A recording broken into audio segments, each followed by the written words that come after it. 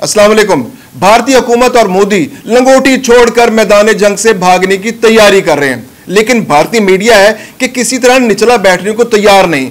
वो एक ऐसा कंबल बन चुका है कि जिसे मोदी छोड़ना चाहता है, लेकिन वो कंबल मोदी को नहीं छोड़ रहा। यानी भारतीय मीडिया की पूरी कोशिश है कि पाकिस्तान और भारत एक एटमी जंग के अंदर चले जाएं।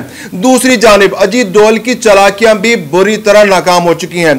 फॉल्स फ्लैग ऑपरेशन के खालिक अजीत डोभाल और रॉ बुरी तरह नाकाम हो चुके हैं। आलमी बरादरी ने उनकी कहानियां खरीदने से इनकार कर दिया है। अब अजीत डोभाल के सामने सिर्फ दो ही सूरतें हैं। एक सूरत तो यह है कि वो पाकिस्तान और भारत के दरमियान जो कशीदगी बढ़ चुकी है उसको नॉर्मलाइजेशन की तरफ लेके आए, या फिर अपनी नौकरी से फारिग हो जाए। मैं हूं खुर्रम कलीम और आप देख रहे हैं 24 डिजिटल। पाकिस्तान और भारत के दरमियान कशीदगी में खुदा का शुक्र है कि आहिस्ता आहिस्ता कमी होने की अलामत सामने आ रही हैं, लेकिन भारतीय मीडिया है कि किसी तरह से इस कोशिश को कामयाब होने नहीं देना चाह रहा। भारतीय मीडिया हर रोज एक जंगी जुनून भारतीय अवाम के जहनों में भरने की कोशिश करता है, जिसकी वजह से हर भारतीय शहरी ये शायद ये समझ रहा है कि पाकिस्तान और भारत के दरमियान जंग होने जा रही है। लेकिन दूसरी जानिब भारत पे ये चीज रोज़े रोशन की तरह अयां हो चुकी है कि जंग की सूरत में उनके हाथ कुछ नहीं आना, उनको सिर्फ तबाही मिलनी है। यानी उनके यहां अगर थोड़ी बहुत तरक्की हो रही है या कोई उनकी आलमी बरादरी में उनकी बात सुनी जा रही है, तो इस जंगी जुनून की वजह से उनका तारुफ एक जंगजू कौम के सूरत में सामने आएगा और उनका वो ख्वाब जो वह अक़वाम मुत्तहिदा की मुस्तकिल निशिस्त हासिल करने की कोशिश में हासिल करना चाहते हैं, वो बुरी तरह नाकाम हो जाएगा। भारत पिछले 25 साल से आलमी सरमायाकारी के लिए एक अच्छा प्लेटफॉर्म समझा जा रहा है। दुनिया के बहुत सारे मुल्कों ने पिछले 25 साल के अंदर तकरीबन 1000 अरब डॉलर की सरमायाकारी भारत के अंदर की है। लेकिन अगर अजीत डोभाल और उसके साथी रॉ की कोशिशों की वजह से ये पाकिस्तान और भारत के दरमियान कशीदगी बढ़ती है और ये कशीदगी जंग की सूरत इख्तियार कर जाती है, तो पाकिस्तान तो इस बार बिल्कुल क्लियर है कि अगर पाकिस्तान की सालमियत पर थोड़ी सी भी आंच आई तो ये जंग यकीनन एक एटमी जंग बन जाएगी। और पाकिस्तान और भारत के दरमियान अगर एटमी जंग हो जाती है तो फिर सरमायाकारों के लिए भारत में सरमायाकारी को महफूज समझना नामुमकिन हो जाएगा। उनके लिए सबसे बेहतर ऑप्शन यह होगा कि वो अपनी सरमायाकारी उठाएं और वापस चीन चले जाएं, क्योंकि पिछले कुछ अरसे से भारत के अच्छे हालात की वजह से चीन से सरमायाकारी भारत आ रही थी। दूसरी जानिब भारत को यह हकीकत भी रोज़े रोशन की तरह आया हो चुकी है कि इस कशीदगी की वजह से इस खित्ते में चीन का असर और रसूख हर गुज़िश्ता रोज की निस्बत बढ़ता चला जा रहा है। भारत के मुकाबले में चीन की ख्वाहिश होगी कि पाकिस्तान का साथ दिया जाए और चीन ने इस बार बरमला इज़हार किया है। पिछले कशीदगियों की सूरत में चीन हमेशा ये कहता रहा कि वो पाकिस्तान और भारत के दरमियान हालात की नॉर्मलाइजेशन चाहते हैं, लेकिन इस बार चीन का मौक़िफ़ बिल्कुल मुख्तलिफ और वाज़ेह है। उसने कहा कि पाकिस्तान की सालमियत और खुद मुख्तारी पर आंच आई तो चीन पाकिस्तान का साथ देगा। ये इतना क्लियर मैसेज है भारत के लिए कि भारत की टांगें उसके बाद कांप चुकी हैं। भारत को ये चीज़ अच्छी तरह मालूम हो गई है कि सिंतास मुआहदे की मुअत्तली का जो उसने पैगाम पाकिस्तान को दिया है, तो यही कार्ड चीन के पास में मौजूद है। चीन जिसने अक्सा चीन का टोटल कंट्रोल अपने पास ले लिया है, वो किसी भी वक्त ब्रह्मपुत्र का जो दरिया है उसका पानी भारत आने से रोक सकता है। इसके अलावा चीन ने अरुणाचल जो प्रदेश की रियासत है उस पर भी अपना हक जताया हुआ है, तो वो अगर पाकिस्तान और भारत के दरमियान कशीदगी होती है तो इसका फायदा चीन भी उठा सकता है। इसके अलावा भारत के अंदर मुतअद्दिद आज़ादी की तहरीकें चल रही हैं जिनको भारत ने जबरन दबा रखा है। अगर पाकिस्तान और भारत के दरमियान कशीदगी बढ़ती है तो वो तमाम तहरीकें सर उठा लेंगी और उनमें वो दोबारा से तवाना हो जाएंगे और भारत के लिए उनको कंट्रोल करना नामुमकिन हो जाएगा।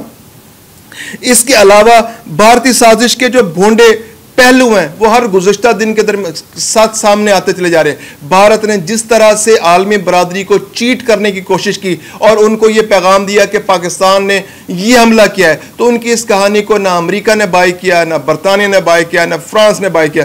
भारत को कहीं से भी आलमी बरादरी से रत्ती बराबर इमदाद नहीं मिल सकी। हाँ, कुछ मुल्क खामोश हैं, कुछ, लेकिन ज़्यादातर मुल्कों की ख्वाहिश यही है कि पाकिस्तान और भारत के दरमियान ताल्लुकात नॉर्मलाइज हो जाएं, क्योंकि ये जंग आने वाले दिनों में एक एटमी जंग बनने जा रही है। दूसरी जानिब भारत ये समझ रहा था कि शायद 2000 से पहले वाले सूरत हाल है कि भारत कोई सर्जिकल स्ट्राइक करेगा और पाकिस्तान उस पर थोड़ा बहुत रिटेलिएट करेगा, लेकिन पाकिस्तान ने जब से मिसाइल टेक्नोलॉजी हासिल की है तो भारत को भी अच्छी तरह मालूम हो चुका है कि पाकिस्तान का मुकाबला मिसाइलों की इस टेक्नोलॉजी के दौर में करना बहुत मुश्किल है।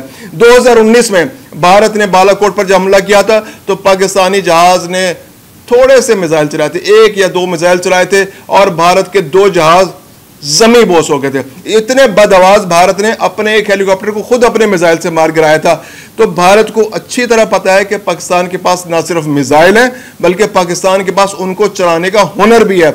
इसके अलावा यह बात भी भारत के इल्म है कि चीन ने पाकिस्तान को तकनीकी और मिसाइल मुआवनत देने का मुकम्मल फैसला कर लिया है। JF-17 थंडर और दूसरे जहाजों के लिए ऐसे मिसाइल पाकिस्तान पहुंच चुके हैं जो एक बटन दबाने पर भारत की एयरफोर्स को तबाह कर सकते हैं। भारतीय एयरफोर्स में बेचैनी है, इतनी बेचैनी है कि वो पाकिस्तान से लड़ने के लिए किसी सूरत तैयार नहीं है। उनके पास आने वाले राफेल तैयारे जो है वो अभी पूरी तरह उनकी ट्रेनिंग, उनके पायलट्स की ट्रेनिंग नहीं हुई। गुज़िश्ता रोज उन्होंने अपने तैयारों के जरिए पाकिस्तानी सरहद के करीब और LOC पर थोड़े ऑपरेशंस किए, उसमें उन्हें बुरी तरह नाकामी का सामना करना पड़ा, जिसके बाद वाइस एयर चीफ को उनके ओहदे से हटा दिया गया। इस फैसले से भारतीय फिजाइये के अंदर बेइंतहा बेचैनी है और कोल्ड स्टार्ट डॉक्ट्रिन का बेतुका इस्तेमाल भारतीय फौज को बेचैनी का शिकार किए हुए। वो फौज, वो दस्ते जो भारतीय सरहदों के दिफा के लिए पहले से मुतय्यन थे, अगर उनसे कहा जाएगा कि वो अपने दिफाई पोजीशनें छोड़ें, मोर्चों को छोड़ें और पाकिस्तान के अंदर हमले करें, तो वो हमले किसी सूरत भी उन दिफाई फौजियों को उनके लिए सुटेबल नहीं है और ना वो इसके लिए तैयार है। तो ऐसे रेजिमेंट्स, ऐसी फॉर्मेशंस, ऐसे बटालियंस जो कि दिफा के लिए पहले से मुतय्यन थे, उनके अंदर बेचैनी है क्योंकि उनको ऑर्डर दिए जा रहे हैं कि उन्हें वक्त आने पर हमला करना पड़ेगा। तो भारत के अंदर जंग के हवाले से जो उनकी स्ट्रेटजीज थी, जो उनकी कोशिशें थी, वो तकरीबन तमाम की तमाम नाकाम हो चुकी है और आलमी बरादरी की जानिब से मिलने वाले पैगामात उनके लिए हौसला अफजा नहीं है। भारत हर गुजरते दिन के साथ ये चाहता है कि वो अक़वाम मुत्तहिदा की सलामती काउंसिल में मुस्तकिल रुकनियत हासिल करे। इसके लिए उसने जापान, जर्मनी और ब्राज़ील के साथ मिलकर लॉबिंग भी की है और वह अक़वाम मुत्तहिदा में इस्लाहात भी करने की कोशिश कर रहे हैं। इन इस्लाहात का मकसद क्या है? इन इस्लाहात का मकसद यह है कि भारत अक़वाम मुत्तहिदा की सलामती काउंसिल में मुस्तकिल रुकनियत हासिल कर ले। लेकिन अगर भारत पाकिस्तान के साथ किसी जंग में जाता है तो उस सूरत में भारत का तारुफ एक दहशतगर्द और इंतहा पसंद और अमन के दुश्मन के तौर पर सामने आएगा और ऐसे फॉल्स फ्लैग ऑपरेशन के नतीजे में अगर भारत जंग की तरफ बढ़ता है तो दुनिया ये समझेगी कि भारत इस खित्ते में अमन नहीं चाहता और अगर इस खित्ते में अमन नहीं होगा तो इसका सबसे बड़ा फायदा चीन को होगा।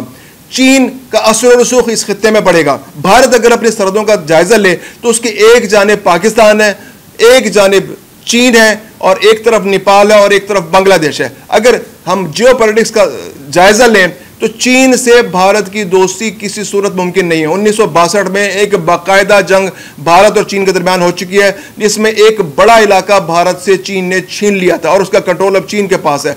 इसके अलावा पाकिस्तान के साथ 3 से 4 जंगें बाकायदा हो चुकी हैं भारत की। तो इसलिए पाकिस्तान और भारत के दरमियान बहुत अच्छे ताल्लुकात कभी भी नहीं रहे, चंद सालों के लिए अच्छे ताल्लुकात रहे, लेकिन इसके बाद भारतीय इंतहा पसंदाना सोच और RSS मेंटालिटी ने इस अमन को फिर से खतरे में डाल दिया और आज फिर भारत की इसी जारहाना पॉलिसी ने इस पूरे खित्ते के अमन को खतरे में डाल दिया। तीसरी जानिब नेपाल हमेशा भारतीय जबर का शिकार रहा और उसकी एजेंसियों ने वहां की सॉवरेनिटी को हमेशा चैलेंज किया।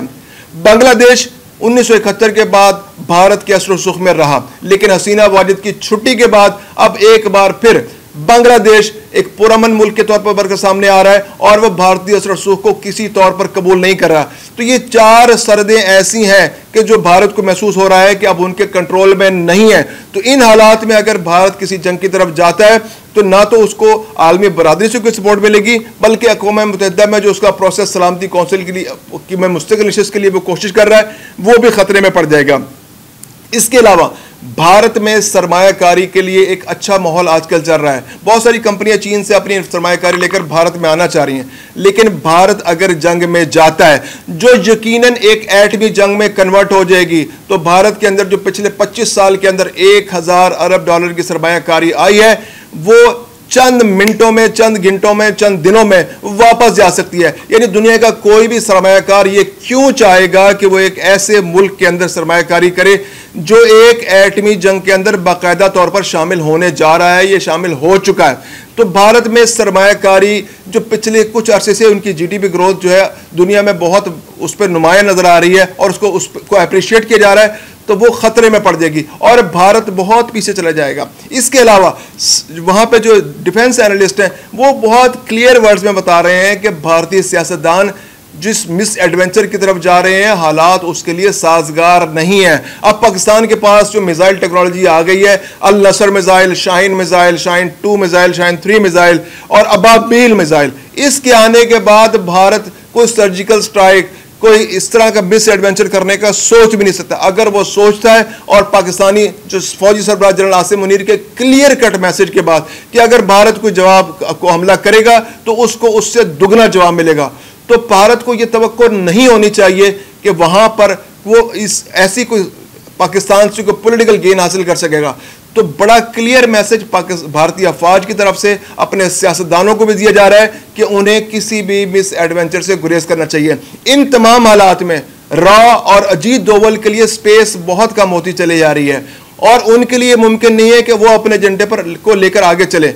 जो जिस तरह से पाकिस्तानी इलाकों में दहशतगर्दी करा रहे हैं, बलूचिस्तान के अंदर या फाटा के अंदर जो उनकी जिस तरह दहशतगर्दी कर रहे हैं, अब उन पे ये बात क्लियर हो रही है कि जैसे अगर वो यहाँ पे दहशतगर्दी करेंगे तो उनकी जंग की सूरत में उनके अपने मुल्क के अंदर हालात उनके कंट्रोल से निकलना शुरू हो जाएंगे। वहां वो तहरीकें जो पहले से चल रही थी वो दोबारा से सर पकड़ रही हैं, वो जोर पकड़ रही हैं और सिखों की तहरीक है, इसके अलावा और भी 19 से 20 तहरीकें हैं जो बाकायदा तौर पर आज़ादी की तहरीकें भारत के अंदर चल रही हैं। तो जब भारत का कंट्रोल उन पर कमजोर होगा तो वो दोबारा से जोर पकड़ जाएंगे। इसके अलावा जो सबसे बड़ा प्रॉब्लम भारत के लिए बना हुआ है वो भारत का मीडिया है। भारतीय मीडिया एक ऐसा कंबल है जिसको मोदी और अब उसकी हुकूमत छोड़ना चाह रहे हैं, लेकिन वो किसी तरह से भी उनको छोड़ने के लिए तैयार नहीं है। यानी वो भारत को दोबारा से जंगी जुनून की तरफ और जंग की तरफ धकेलना चाहता है। उन्होंने जो वॉर सेंटर्स बना के बड़े बड़े ट्रांसमिशंस कर रहे हैं, उनकी वो ट्रांसमिशंस भारतीय आवाम के जहनों को परागंदा कर रहे हैं, लेकिन वो मोदी हुकूमत के लिए एक बहुत बड़ा खतरा बन चुके हैं। आज अगर मोदी किसी वजह से इस जंग से भाग रहा है तो वो मोदी को इसका बहुत बड़ा पॉलिटिकल नुकसान होने जा रहा है। तो मोदी तो इस जंग से बाहर निकलना चाह रहा है, लेकिन भारतीय मीडिया मोदी को इस जंग में घसीट कर वापस लाना चाह रहा है। तो इस वक्त मोदी हुकूमत के लिए सबसे बड़ा सूटेबल ये होगा कि वो अपने मीडिया को लगाम डाले ताकि इस खित्ते में अमन बहाल हो, जंगी जुनून का खात्मा हो, लोग अमन से रह सकें, तिजारत कर सकें और लोगों के लिए पुरअमन माहौल आगे का जारी और सारी रहे। पाक भारत कशीदगी पर मजीद अपडेट्स के लिए देखते रहिए 24 डिजिटल।